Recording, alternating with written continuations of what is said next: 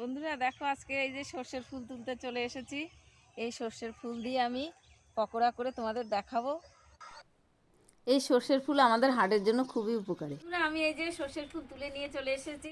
ফুলগুলোকে আমি ভালো করে ধুয়ে নিয়েছি, নিয়ে এবার একটা পাত্রে তুলে নিলাম। নিয়ে তারপরে আমি দিয়ে দিলাম বেসন, কর্নফ্লাওয়ার, চালের গুঁড়ো, জিরে বাটা, ধনে বাটা, তারপর তোমার গিয়ে হলুদ, লবণ, সব কিছু মশলা দিয়ে মাখিয়ে নিয়ে এবার আমি কড়াইতে তেল দিয়ে একে একে পকোড়াগুলো সব দিয়ে দিলাম, দিয়ে ভেজে তুলে নিলাম।